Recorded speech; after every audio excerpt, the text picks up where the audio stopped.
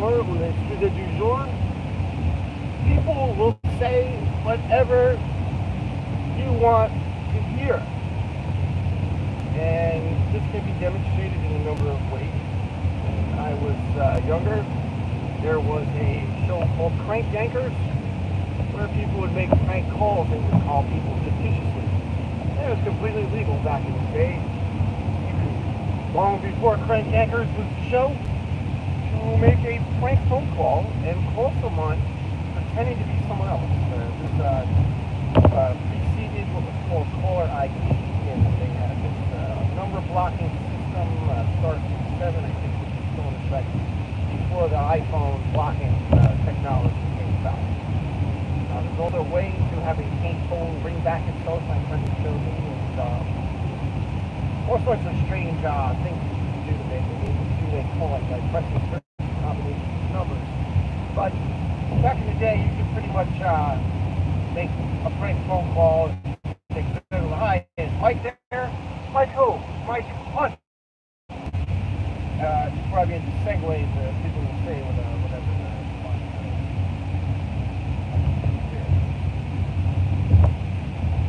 You could call up a used car dealership. I'm not going to do it so in real life, because then that would be a potential crime in a violation of the industry policy. Taking prank phone calls for mistake, but I beg the viewer and the subscriber, or the random listener who happens to be tuning in tonight, to call a car dealership, call Honda, call Hyundai, call Toyota, any car dealership, and request to see the pink Corvette. It doesn't have to be pink, purple. Try not to use black or white or copper. And when you call the dealership, say, I was going by, I saw a friend told me, he had a Corvette today. I saw it, as I was driving by, my friend told me, you still got that Corvette, the pink one? And 9 times out of 10, the person on the other phone trying to sell a car to you. So, yeah, let me 1 second, let me go check. And it'll be like, after a brief pause, oh, yeah, well, what year was that? And the customer tell me, oh, yeah, I'm not sure if we got one in pink or maybe black, but let me check. And then the customer, you go, oh, no, I really wanted it in pink. And the guy goes, okay, well, 1 second, let me check. And the guy comes back on the phone. The salesman will usually say something to the effect of, yeah, I got like a pink one, it's kind of like a grayish pink. And what time can you come in? And usually at that point, the customer says, oh, really, you got the car, And the guy goes, yeah, what time, what's your phone number? I make an appointment, I gotta come visit. And the customer will come in, and of course, the pink Corvette's not gonna be there, it's a Honda dealership, and it just got sold. 1 second, please, we just sold it, or when they get there and the car won't be there because for one reason or another,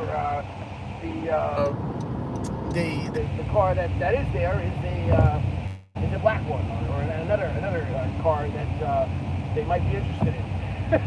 For example, so to segue now into a lot of what salespeople do, and people who are into making sales, they will basically fluff and pad and BS the potential client, customer, wherever, just to make that sale. They will promise things, they will omit information, they will cover up information, they will exclude small details, and basically lie in order to get the authorization and agreement, for a sale, or to get a binding contractual agreement, or in the case of many real estate brokers, and in the case where my brother is suddenly coming to the realization that it's flying in his face how his mother and father worked their whole life to secure an estate for us, a house that's mortgaged to the max, and how letting the county now sell it and hand over to the brokers doesn't make any sense. It's not lucrative, and how they lied to him. Essentially, they basically said, oh, yeah, no, we'll get you 350, we'll get you 400 for it, we'll get you 450, don't worry. Now, if the house appraised at 240, it's not going to happen. Now, the county, it can just sell it at 240 or even less to itself and screw us over so badly that we both have to be in debt. We're in zero money.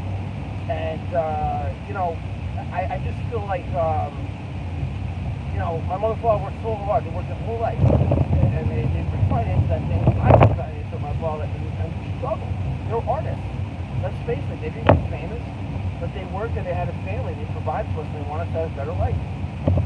I was lucky that I managed to put myself in college when I was older. So my mother and I both did not become financially successful and lucrative, business owners, making business deals on Wall Street, nor did either one of us become famous artists and musicians. And I've had many different moves in my life that explored me different avenues. I grew up in a family of artists for decades.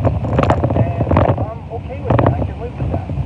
But what I can't accept is that my parents suffered and died needlessly from cancer and never got the recognition that they deserved. They couldn't enjoy their retirement because they got sick and died.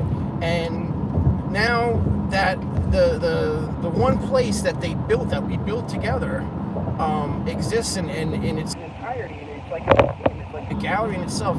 That's the one thing that they were able to leave us.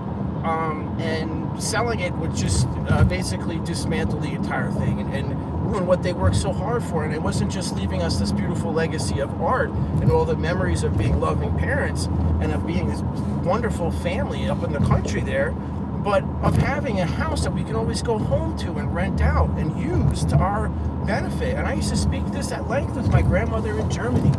And, that house was a loss for both of us as well. It should have never been sold. It's right next to a hotel and a resort area, just like our house. And I hope my brother really just realizes that, this is it's not worth it. What he's doing, it's not worth it to continually squander, for lack of a better word, our time that could be spent renting the place out and selling artwork out of it. And he could be doing his DJ business, for crying out loud. That's enough property there. You can host parties on it. I know there's zoning and all sorts of Airbnb, not allowed stuff that apparently that the county, because it's so conservative, is not approved. But that doesn't negate the fact that that's an income property, and that I got a good deal locked in. And mortgage only $2,000 a month, and for what it's worth, it costs about $400 every month. It was a month and a half to heat the place, electricity, and it needs a new bathroom and a new kitchen, and it's got a little leak, a little hole that I fixed for 50 zillion times already, and that's about it. Other than that, it's a great house. Got a brand new oil burner. It's got fixed. Got a brand new hot water heater. I just bought a brand new refrigerator. I bought a brand new washing machine and dryer.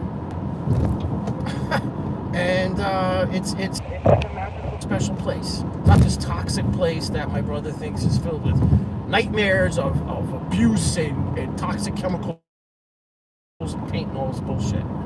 My parents were very loving, very sweet.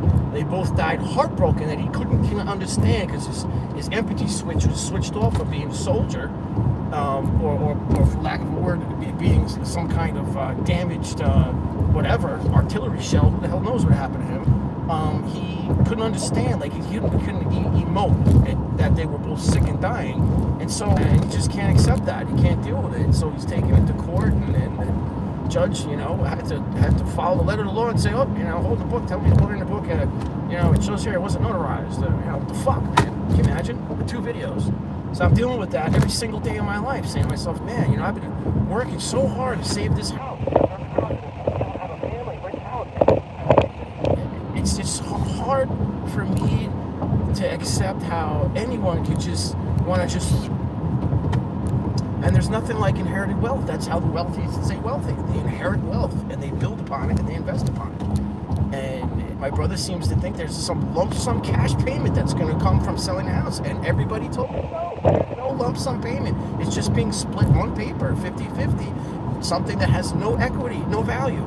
Liquidating it. And truth be told, I'm going to now take another topic on YouTube, because I'm so fucking sick and tired of talking about it. But thank you for your support, and I really appreciate all the people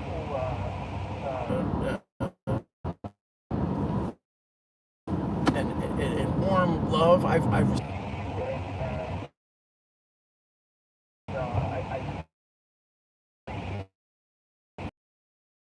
The attorneys I spoke with, your time is so incredibly valuable, and I can't tell you how much I appreciate you not charging me for it. And you know, now your firm is charging me money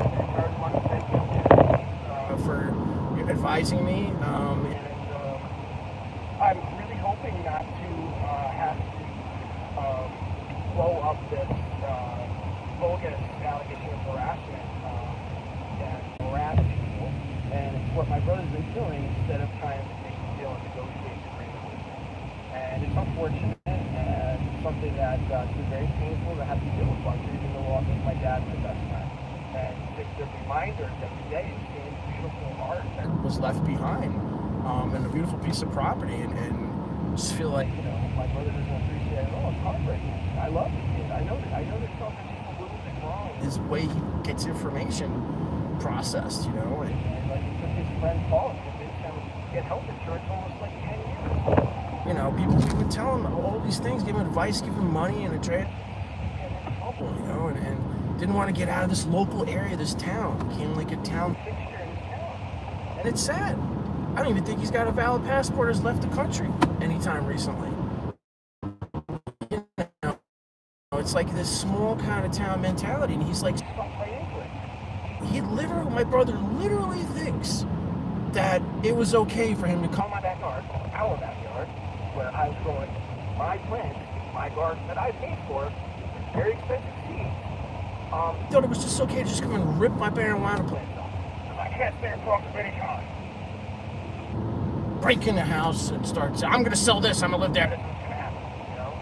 And then call cops on me. You tell them, oh, you know, you got to get out of here. You're harassing him. Oh, fuck, after I pay the mortgage, get the fuck out of here. You're so crazy. You're dealing with this shit now for almost 2 years, you know? Enough already, you know? And, you know, karma is a fucking bitch, man. I'm sure if my dad was alive, my father would have said to George Hayes, you know, I said, my father would have been so pissed off at me right now. And livid over the fact that the parents would have noticed that I'm talking to the mortgage company for hours on end and lawyers about, you know, how we're going to go ahead and deal with this now.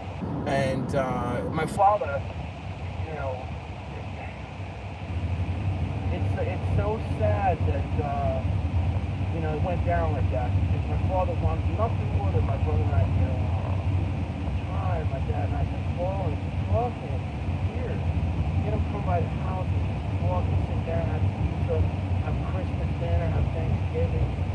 And he's always in a rush. I gotta go, I need money, I gotta this and that. And you know, he couldn't even give my dad a hug. Couldn't say, Dad, I love you, happy birthday, couldn't do that, you know, and it's sad as a kid. He's self-involved and raised his father, his brother. You know, and that's sad. It's obviously it's hurt inside, he needs help, and, you know, it's not me harassing him. I'm not trying to put him in a bad light.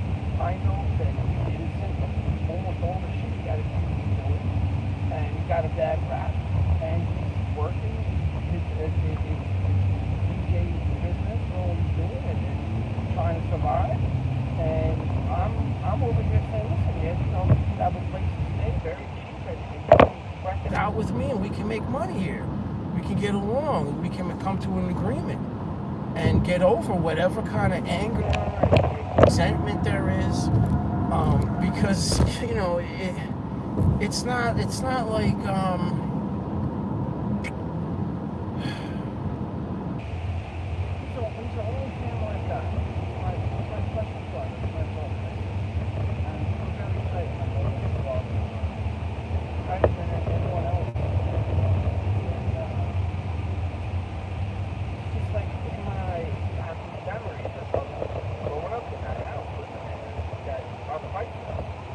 the only person left that I could talk to about that that's alive, that would know what I'm talking about. Every little corner of that house, my brother and I have a memory that we could share for the rest of our lives, and it's filled with art. It shouldn't be sold. It shouldn't be dismantled and taken away. And my brother should have a right to come and go there anytime he wants, but in a respectful way. That's all. If you were ever asking for anybody, respectable, you know, and have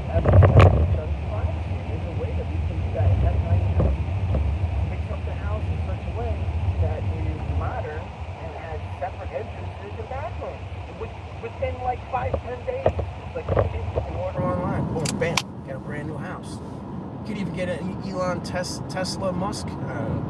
Musk Tesla house now for very cheap, and throw that in the backyard, you know, because the land itself. I know my brother doesn't realize that either. And that real estate brokers, realtors,